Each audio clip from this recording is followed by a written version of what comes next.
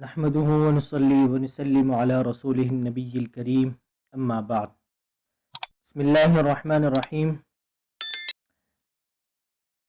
شب برات کی حقیقت اور فضیلت قرآن و حدیث کی روشنی میں اس ویڈیو میں انشاءاللہ شب برات کی فضیلت جو احادیث کے اندر وارد ہوئی ہے اور اسی طرح جو ہمارے معاشرے کے اندر جو بدعات رسومات اس دن کے حوالے سے پائے جاتے ہیں ان کا تذکرہ کیا جائے گا۔ اللہ رب العزت سے دعا ہے کہ اللہ رب العزت ہمیں حقیقی معنوں میں قرآن و حدیث کو صحیح سمجھنے اور اس پر عمل کرنے کی توفیق نصیب فرمائے۔ ماہ شعبان کی ایک بڑی وجہ یہ بھی ہے کہ اس میں شب برات جیسے عظیم الشان رات پائی جاتی ہے، یہ 15ویں شعبان کی رات ہوتی ہے۔ احادیث مبارکہ سے اس کی بڑی فضیلت ثابت ہے۔ دیگر راتوں کی طرح یہ رات بھی مغرب ہی سے شروع ہو جاتی ہے۔ اس رات رحمت خداوندی کی تجلیات آسمان دنیا تک اتر آتی ہے۔ اس رات خصوصی طور پر اللہ تعالیٰ نے بندوں پر بخشش، رحمتیں اور مہربانیاں نازل فرماتا ہے، بندوں کی دعائیں قبول کرتا ہے، مانگنے والوں کی مرادیں پوری کرتا ہے اور سوالیوں کی جھولیاں بھرتا ہے۔ اس رات اللہ تعالی محض اپنے کرم سے مغفرت کا عام اعلان فرماتے ہوئے بے شمار بندوں کی بخشش فرما کر ان کو جہنم سے چھٹکارا عطا فرماتا ہے۔ لیکن اس رات پھر بھی چند لوگ جو کہ مغفرت سے محروم ہوتے ہیں۔ حدیث کے اندر آیا ہے شب برات کی عظیم الشان رات ہے، لیکن کچھ بدنصیب لوگ ایسے بھی ہیں کہ جو اس عظیم رات میں بھی بخشش سے محروم ہو جاتے ہیں۔ معاذ اللہ، ایسے بدنصیبوں کا ذکر مختلف احادیث مبارک میں وارد ہے۔ پہلے نمبر پر کسی مسلمان کے لیے دل میں بغض اور کینہ رکھنے والا، رشتہ داری توڑنے والا، کسی مسلمان کو ناحق قتل کرنے والا، بد کردار عورت، شرک اور کفر کرنے والا، والدین کا نافرمان۔ بعض روایات میں ٹخنے چھپانے والا مرد اور شرابی کا بھی ذکر آیا ہے۔ ان احادیث مبارک کا درس یہ ہے کہ ان گناہوں سے بچنے کی بھرپور کوشش کی جائے اور جو لوگ ان گناہوں میں مبتلا ہیں وہ ان سے سچی توبہ کر لیں تاکہ وہ شب برات کو اللہ تعالیٰ کی مغفرت کے حقدار قرار پائیں۔ شب برات اس سال 2022 کل بروز جمعہ غروب آفتاب کے بعد شب برات کا جو دن ہے وہ شروع ہو جاتا ہے۔ شب برات کے اعمال اور عبادات۔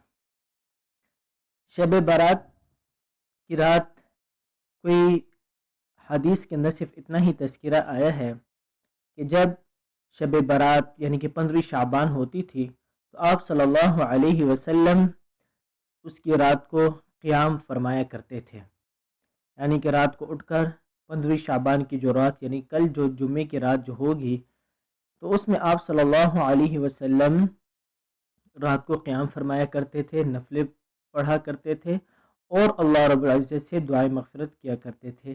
اس کے علاوہ کہ وہ نفل نماز کیسی ہو، اس میں کتنی رکعتیں، 4 رکعتیں ہوں، 2 ہوں، اور پھر ان میں کیا کیا پڑھا جائے، ایسی کوئی خصوصی قسم کی کوئی نماز بھی شب برات کی رات کے بارے میں کوئی اس طرح کی کوئی حدیث بھی وارد نہیں ہوئی۔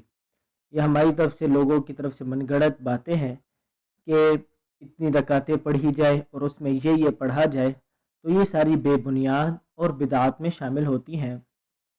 یہ خود ہم اپنے اوپر ایک دین کو ایک مشکل بنا رہے ہیں۔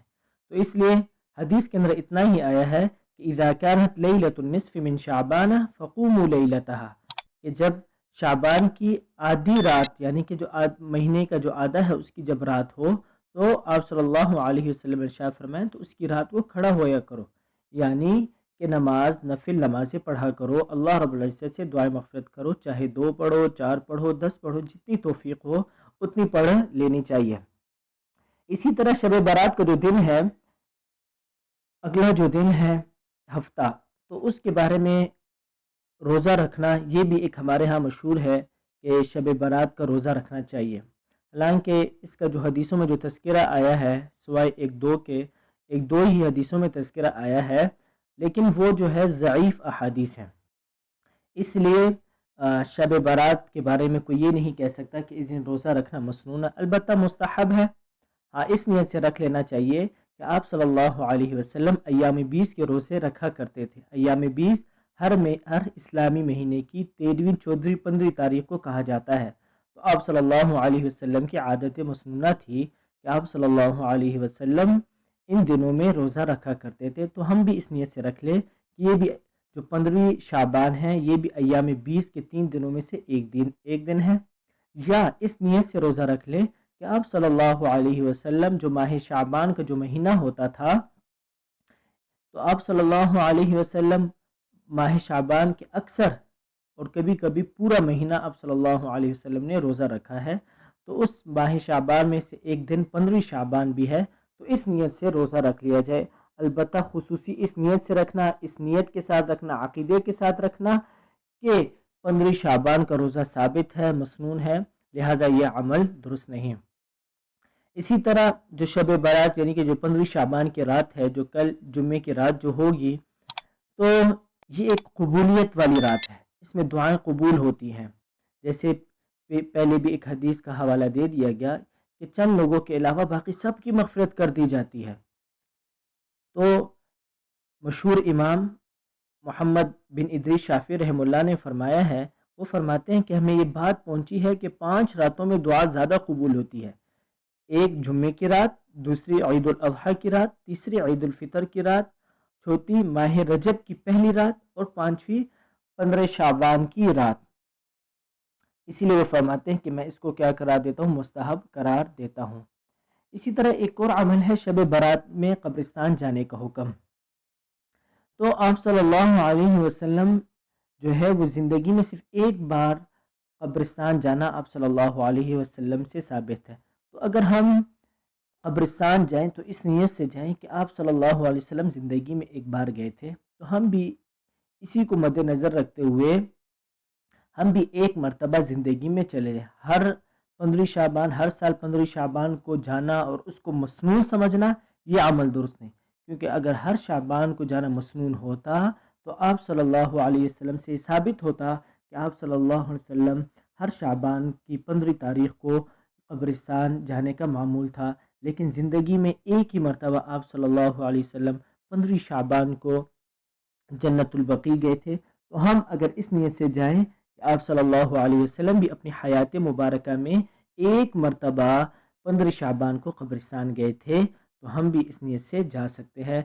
اس نیت کے ساتھ ہمارا جانا انشاءاللہ سنت شمار ہوگا۔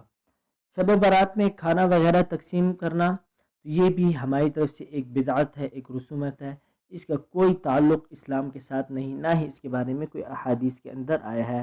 اسی طرح چراغاں کرنا، یہ تمام باتیں ہماری طرف سے خود دین میں گھڑ لی گئی ہیں، اسلام کا اس سے کوئی تعلق نہیں۔ اسلام میں صرف اتنا آیا ہے، آپ صلی اللہ علیہ وسلم اس رات کو جو 15 شعبان کی رات ہوتی تھی قیام اللیل کیا کرتے تھے، صلاۃ و تسبیح وغیرہ اگر ہم پڑھ لیں، اسی طرح جو مرضی جس طرح ہمارے لیے ممکن ہو، جتنی رکعتیں ہوں، قرآن کی تلاوت ہم کر لیں، صدقہ دیتے ہیں، جو بھی نیت کا کام کر لیں، انشاءاللہ اس کا ثواب ہوگا۔